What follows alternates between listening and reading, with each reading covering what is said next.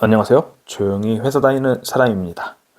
네, 이번 영상은 주말에 아내랑 술 한잔 하면서 이런저런 이야기 하다가, 또 머릿속에 흩어져 있던 생각들이 정리가 되어가지고 영상을 한번 만들어 보도록 하겠습니다. 네, 주제는 S&P 500을 제가 투자하고 있잖아요. 그렇게 투자하다가 그냥 장기적으로 이제 분할 매수식으로 투자하고 있으니까, 하다 보니까, 이렇게 하면 인생을 더 쉽게 살 수 있겠는데, 인생을 더 쉽게 산다는 말은 더 행복하게 살 수 있다. 주어진 시간 안에서 더 잘 사는 법을 깨닫게 된 것 같다. 이 이야기를 좀 해볼 거예요. 참고로 우리나라는 2022년도 기준으로 참 행복을 이렇게 객관적인 수치로 표현하는 건 좀 어려운 일인 것 같은데, 그래도 뭔가 설문조사를 통해서 이렇게 만들어냈겠죠? 행복지수 순위를 보면은 뭐 1위는 핀란드, 덴마크, 아이슬란드, 스위스 이런 나라들이고, 네, 제가 그렇게 이야기하는 미국도 16위에 있고요. 우리나라는 59위, 이렇게 일본 바로 밑에 일본 밑에 포진해 있다. 네, 그렇게 보시면 되겠습니다.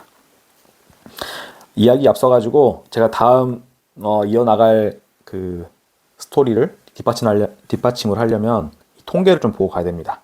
네, 한국인들의 삶을 한번 통계로 살펴볼 건데요. 통계청에서 완전 생명표라는 게 있더라고요. 그래서 보면 2021년에 발표됐다는 걸 기준으로 만 나이 34세였어요, 저는. 그때 남은 여생은 50.3년. 네. 아무래도 뭐 남녀 평균 나이고 남자는 47.4년이기 때문에 네, 어떻게 보면은 한 80살 초반까지 저는 아마 살게 될 것 같아요. 평균적으로 봤을 때. 거기서 우리가 자본주의 사회에서 네, 경제적인 행위를 영위를 해야지만이 네, 살아갈 수 있잖아요.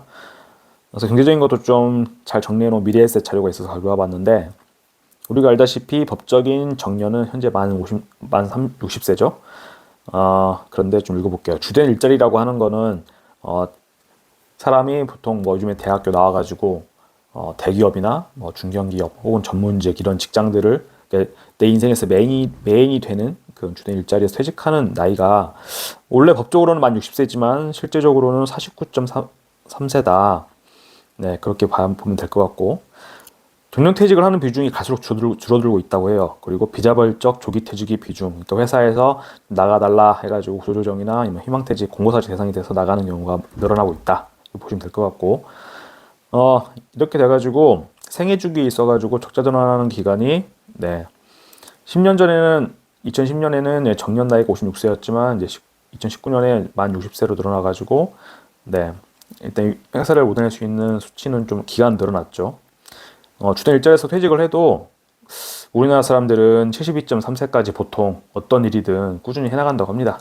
근데 이 나이 자체가 OECD 국가 중에서 1위라고 해요. 그러니까 우리 늙어서 죽는 그 순간까지 일을 해야 되는 그런 세상에서 살고 있는, 그런 나라에 살고 있는 거죠. 그리고 연금에 대해서도 얼마 전에 프랑스에서 프랑스에서 그 공적연금을 수령한 나이를 더 늘리겠다고 해가지고 폭동이 일어난 적이 있잖아요.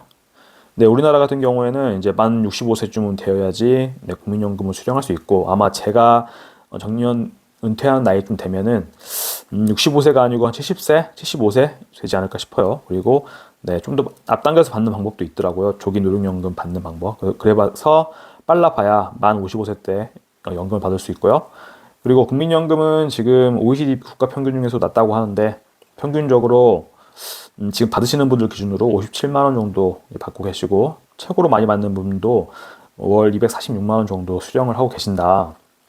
월 246만 원 최고로 많이 받아도 정말 절약하면서 살아야 되는 수준이죠. 그래서 연금도 저희 때는 뭐 2050년대 고갈된다고 하니까 저는 뭐 좀 받을 수 있을라나 모르겠어요. 연금도 이제 사실적으로 개인이 알아서 준비해야 되는 세상에 살고 있다. 앞에 말씀드린 내용들을 종합해서 스케줄표를 한번 만들어 봤어요. 타임 스케줄. 일단 0세, 빵살에 태어나죠, 사람은 누구나. 그리고 생애 주기 그 수지표를 봤을 때 대충 이것보다 아마 더 약간 더 빠르거나 대부분 늦게 취업을 할 텐데, 이제 처음으로 취업을 하죠. 지금 기준으로. 이때부터 네, 이상적인 기준이라고 했으니까 만 60세까지 직장 생활을 한다고 칩시다. 그럼 이때 은퇴를 하겠죠. 그럼 27세부터 60세까지 기간 동안 네, 60세 이후에 삶을 준비를 해야겠죠. 그 65세부터는 국민연금을 또 받는 거고, 그래서 84세가 될 때까지 평균적으로 네, 살다가 이제 세상을 떠나는 게 되겠죠. 저는 이 기간을 이렇게 한참 주된 일자리에서 일하는 시기에 어떻게 살았는지에 따라 가지고 은퇴 이후의 삶이 정말 그 삶의 질이 많이 달라질 것이다 생각을 하고 있고요. 하지만 이 통계로 봤을 때 실질적으로 앞에 건 이상적인 거였고 이거는 실제적인 한국인들의 삶을 한번 제가 정리해 본 건데요. 역시나 똑같이 태어나는 건 태어나는 거죠. 그리고 27세에 취업한다고 할게요. 실제로는 지금 뭐 30세 넘어서까지 반변한 일자리를 잡는 게 쉽지 않은 세상이긴 한데 네. 취업을 했고 주된 일자리에서 이제 50세 정도에 퇴직을 한다 그러면 오히려 이론적인 수치보다 네. 이상적인 수치보다 10년이나 더 빠르게 주된 일자리에서 물러나서 이제 말 그대로 근근히 벌면서 살아가는 기간이 시작이 됩니다. 그리고 사실상 제 때는 국민연금 없다라고 봐야겠죠. 죽는 나이는 역시나 앞에서 통계청에서 예상했듯이 아마 84세, 80대 초반에 죽는다라고 생각을 해야겠죠. 그래서 네, 이 기간 은퇴 이후의 이 기간은 더 이상적인 것보다 길어졌으면서 준비할 기간은 짧아졌죠. 그래서 삶의 난이도가 여기서 이렇기 때문에 높은 것 같다 이런 생각을 할 수 있을 것 같고 제가 앞에 나온 그래프를 이게 뭐죠? 딱 반전을 시켜봤어요. 이렇게 거울로 보는 것처럼 반전을 시켜봤는데 84세 죽는 것부터 역으로 한번 따져볼게요. 84세 사람들은 보통 자기가 태어나가지고 현재 살아가는 삶에 대해서는 잘 인지하고 당장 1년 후 정도 이런 거는 계획을 세우고 대비를 하지만 본인도 언젠가 늙어서 노인이 되고 죽는다는 거를 네, 저처럼 이렇게 자주자주 뇌새김 하지 않으면은 생각하지 못해요. 내가 설마 할아버지가 되겠어? 내가 죽겠어? 이런 생각을 못 하는 것 같거든요. 그래서 그래프를 이렇게 딱 뒤집어 보면은 네, 죽는 것부터 생각을 하는 겁니다. 저희가 네, 죽는다는 거는 불변의 사실입니다. 그러면 네, 내가 죽을 때까지 이 힘없고 돈벌이도 마땅치 않은 삶을 어떻게 살아가야 될 것인가 정말 이게 진지하게 고민을 하게 되죠. 제가 이 말씀을 드린 이유는 저는 아마 이쯤 작년 이 시기에 있기 때문에 지금 뭐 이대로의 지금의 나의 신체적인 건강함과 돈벌이와 어떤 마인드 이게 죽을 때까지 늙어서까지 뭐 쭉 갈 것 같다 이런 착각에 빠지게 되지만 이렇게 늙어가지고 지팡이를 짚고 이빨이 이제 빠져가지고 틀니를 끼고 혹은 뭐 무릎이 다 닳아서 인공관절을 끼거나 이렇게 뭔가 몸을 고쳐가면서 살긴 하겠지만 늙어서도 그렇게 뭐죠? 돈도 좀 덜 벌고 아프면서 살아가는 것도 나의 인생이고 나의 삶입니다. 그거를 미리부터 준비를 해야 된다는 걸 자각하는 게 정말 중요하죠. 그래서 참 이게 그 아이러니한 게 저는 연금저축하고 S&P 500에 투자하지만 네, 제일 먼저 채우는 계좌들이 연금하고 IRP예요. 남들은 이거 55세에 인출해야 되니까 돈이 묶이기 때문에 안 하고 싶다라고 하잖아요. 그럼 저는 이게 그런 퀘스천이 드는 거예요. 아니 그러면 만 55세 이후에는 뭐 어떻게 살아가시려고 어떻게 노후를 대비하려고 이때 돈이 묶이기 때문에 나는 이런 걸 준비하지 않겠다라고 하는지 물론 만 55세 이전에 나는 죽을 것이다 죽는다는 걸 알고 있다 하면 안 해도 되죠. 근데 만 55세 이후도 그때 나도 소중한 나의 모습일 텐데 왜 여기에 돈이 묶인다고 해가지고 준비를 하지 않는지 그거 참 퀘스천인데 자신이 언젠가 늙어 죽는다는 거를 뭐 다시 한 번 더 강조하고 싶은데 불변의 진리로 인지를 해야 된다고 생각해요.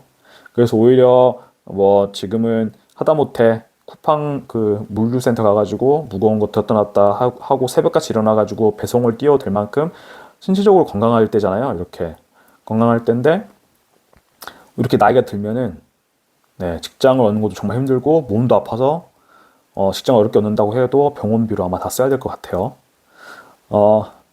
그렇기 때문에 좀 더 저도 이제 많이 훈련을 통해 가지고 할 수 있게 되었는데 네, 우리가 주된 일자리에서 나오는 만 50세 이후의 삶에 대해서 대충 84세까지 살아가는 나의 모습에 대해서 자주자주 떠올리고 연상을 하고 이런 거를 저는 더 빨리 시작하면 할수록 좋을 것 같다. 20대부터 시작을 하면은 이렇게 돈 벌기 시작하는 27세 이때부터 노후를 대비하기 시작한다 그러면 네, 정말 금상첨화 환상적이지 않을까 생각을 좀 하고요. 저도 약간 늦은 감이 있는데 이제 전 30대 중반 초중반부터 노후에 대해 생각을 하게 됐는데 이걸 누가 빨리 하루빨리 자각을 하느냐가 정말 중요한 것 같아요. 그래서 제가 꿈꾸는 삶은 이런 거죠.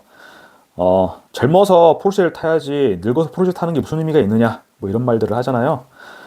뭐 그럴 수도 있죠. 근데 사람이 일생 동안 뭐 벌어가는 돈이 한정적이잖아요. 한정적인 돈을 이렇게 앞서서 끌었으면은 뭐 바보가 아니고서야 늙어서 쓰는 돈은 줄어들 거예요. 내가 월 1억을 벌든 2억을 벌든 그때 앞당겨서 돈을 쓰고 어차피 평생 벌 수 있는 돈은 총량은 정해져 있다고 봤을 때 앞에서 끌어다 쓰면은 뒤에서 이제 못 쓰게 쓸 수 있는 양 줄어들게 되는 거죠. 근데 제가 생각하는 삶의 방향은 얼마를 벌든지 간에 꾸준하게 나중에 내 노동소득이 줄어드는 이 시점에도 자본소득으로 채울 수 있게끔 준비하는 게 목표가 될 것 같아요. 그래서 저는 이런 거죠. 내가 젊어서 포르쉐를 타는 뭐 BMW를 타지 않더라도 늙어서도 지금 타는 것처럼 중형차, 중형 SUV나 이런 거를 새 차로 꾸준히 바꿔 살 수 있을 정도의 꾸준한 경제력을 갖추고 싶다. 그렇기 때문에 수익률이 높진 않지만 제일 안정적으로 움직인다는 S&P 500을 투자하고 있는 것 같아요. 이렇게 표현해봤어요. 지금 스포티지를 제가 2022년식을 타고 있는데 뭐 스포티지가 없어질 수도 있겠지만 이와 버금가는 차를 2050년에도 2050년식 새 차를 또 사서 이제 몰을 것이고, 제가 죽을 날이 다가오는 그 80대에도 스포티지 2070년식을 새 차를 뽑아서 탈 수 있는 경제력을 꾸준하게 유지하고 싶다. 그래서 내가 죽을 때까지 인간으로서의 존엄성을 유지하면서 살아갈 것이다. 내가 부족해 떨어지는 노동 수익과 노동력만큼 자본소득으로 이렇게 메꿔 나갈 것이다. 이런 말씀을 이런 계획으로 저는 S&P 500을 투자하고 있고, 이렇게 사는 것이 인생을 좀 더 쉽고 행복하게 살 수 있는 방법이다. 이렇게 생각을 하고요. 제가 S&P 500을 계속 이야기하는 이유는 S&P 500은 결국에 미국에서 1등부터 500등까지 하는 기업들의 종목이 꾸준히 이제 스스로 바꿔가면서 교체를 해가면서 유지하는 거잖아요. 그러면 어떤 세상이 오더라도 그 중에서 이제 500등 밖으로 밀려나는 기업들은 S&P 500에서 떨어져 나가고, 새롭게 신규로 편입되는 기업들은 또 S&P 500이 들어와서 저의 자산을 불려줄 것이고, 뭐 이거는 아무 생각해도 너무나 합리적인 선택인 것 같고, 다른 종목에 대해서 바꿔야 되느냐 뭐 이런 마음의 불안함도 가지지 않아도 되는 투자인 것 같아요. 그래서 제가 계속 S&P 500을 투자한 당위성에 대해 설명하고 있는 거고요. 오늘도 거의 뭐 저의 개똥 철학을 늘어나 봤는데 여기까지 봐주셔서 정말 감사합니다.